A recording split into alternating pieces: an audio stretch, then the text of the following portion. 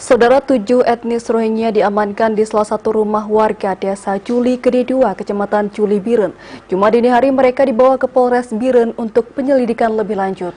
Para pengungsi ini diduga akan diselundupkan ke Medan, Sumatera Utara melalui jalan darat.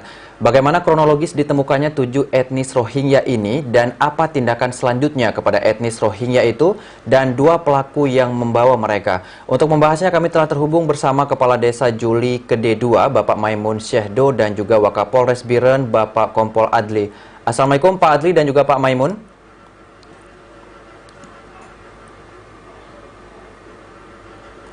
Ya, Assalamualaikum Pak Adli dan Pak Maimun.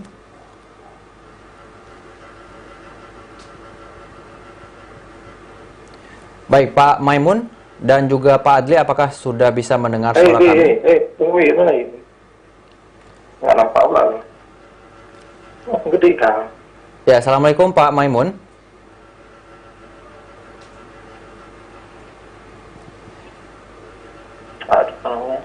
Ya, Pak Maimun dan juga Pak Adli, Assalamualaikum. Waalaikumsalam Pak. Gimana Pak? Iya, baik. Pak Maimun. Ya, Assalamualaikum Pak Maimun. Ini dengan Pak Maimun. Pak Adli itu, Bapak Polres. Baik. Sepertinya Pak Maimun masih belum tersambung dan kita akan ke Pak Adli terlebih dahulu ya. Pak Adli, bagaimana kronologis ditemukannya 7 etnis Rohingya di Kedua Juli ini, Pak Adli? Ya, Assalamualaikum warahmatullahi wabarakatuh Pak. Waalaikumsalam warahmatullahi. Jadi untuk ditemukannya etnis Rohingya ini ceritanya pada semalam nih Pak, Kamis tanggal 31 Desember 2020 sekira pukul 10 WIB atau bertempat di Dusun Barat, Desa Juli Kedua, Kecamatan Juli, Kabupaten Biren. Nah, telah kita amankan 7 orang warga etnis Rohingya yang diduga melarikan diri dari camp atau tempat penampungan di Lok Semawe itu Pak. Jadi ada 7 orang yang kita amankan. Kemudian adapun kronologis kejadiannya, itu mereka di rumahnya saudara Faisal Sulaiman. Gimana Pak penerimaannya? Iya, suara Pak Adli jelas di sini Pak Adli. Silakan Pak Adli. Ya. Jadi tepatnya di rumah saudara Faisal Sulaiman, kita peroleh informasi dari masyarakat ada 7 orang yang mencurigakan. Kemudian berdasarkan ini warga melaporkan ke Polsek bahwa ada warga 7 orang mencurigakan yang diduga mungkin etnis Rohingya. Kemudian petugas menuju ke sana dan benar di sana dijumpai 7 orang etnis Rohingya yang sedang berada di situ di rumah saudara Faisal Sulaiman. Kemudian ke-7 warga itu kita amankan dari Polsek, kemudian diamankan ke Polres. Kemudian pihak Polres menyerahkan lebih lanjut ke 7 orang ini ke penampungan di Lok Semawe kembali, Pak. Itu, Pak. Ya, baik Pak Adli. Pak, bagaimana hasil interogasi yang dilakukan kepada pelaku dan etnis Rohingya, Pak? Ya, menurut saudara Faisal yang kita tanya tadi, ke-7 warga etnis Rohingya ini diantar oleh saudara Mardani, yang mana saudara Mardani ini adalah adik ipar daripada saudara Faisal Sulaiman.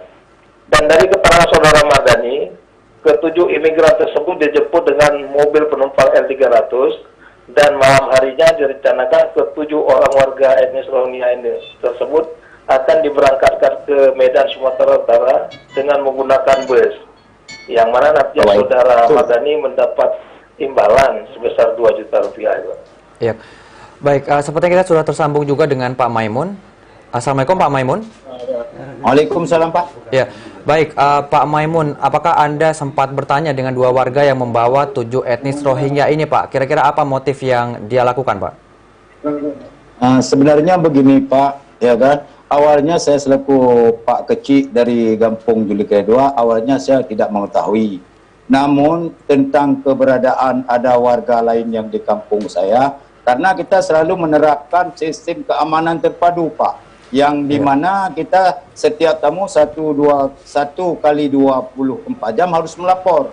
Namun tentang kehadiran tamu tersebut, entah warga Rohingya tersebut yang berada di kampung kami itu, di rumah saudara Faisal itu tidak melapor kepada kepala rusun. Jadi menurut keterangan saudara Faisal itu jam 10 siang itu sudah ada, jam 11 siang sudah ada di rumahnya. Namun dia tidak melapor kepada kepala rusun sehingga pada jam 9.30 oleh warga melaporkan ada tamu di salah satu rumah di kampung.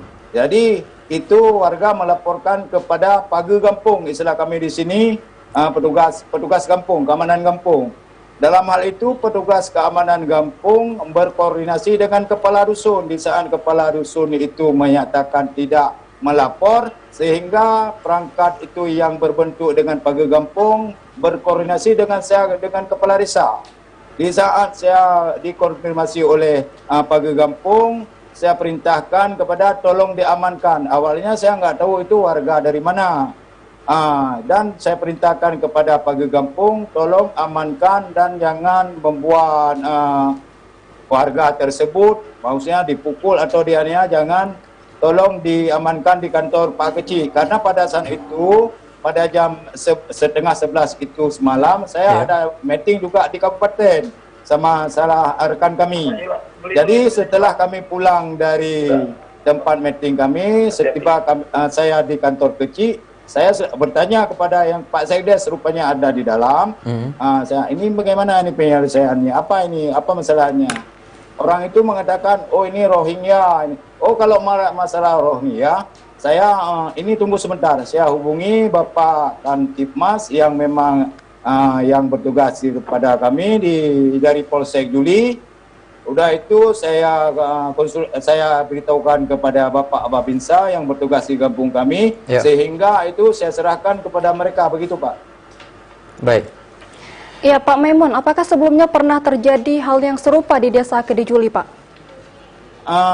Sebenarnya enggak ada Bu. Karena enggak ada karena kami selalu menerapkan sistem keamanan di kampung yang selalu dipantau oleh petugas pagar kampung, dan selebihnya masyarakat pun sudah mengetahui karena sistem kita di kampung ini menerapkan sistem 1x24 jam melapor Pak, Bu. Jadi sehingga awalnya enggak ada di kampung kami, mungkin ini yang pertama terjadi Bu, gitu Bu. Ya baik, ya Pak Adli, melihat kasus etnis Rohingya yang kabur dari Kem Lok Semawe ini sudah terjadi beberapa kali. Nah, apakah saat ini sudah ditentukan apa tindakan hukum yang akan dilakukan oleh warga yang membawa etnis Rohingya ini, Pak Adli? Ini nanti untuk warga yang membawa etnis Rohingya ini akan kita proses sesuai hukum yang berlaku. Kemudian untuk proses yang akan berlangsung ini kita serahkan ke Polres Lok Semawe, Pak. Karena ini kejadiannya di camp penampungan di Lok Semawe. Jadi semalam sudah kita serahkan ke 7 etnis Rohingya ini ke Polres Lok Semawe untuk diadakan proses lebih lanjut, itu Pak. Ya Pak Adli, apakah ada tindakan hukum yang akan diberikan kepada etnis Rohingya, mengingat hal ini sudah pernah terjadi beberapa kali Pak, sehingga ini menjadi efek jera bagi mereka, dan juga mengingat kejadian ini sudah terjadi beberapa kali, bagaimana Pak? Apakah ada tindakan yang akan diberikan?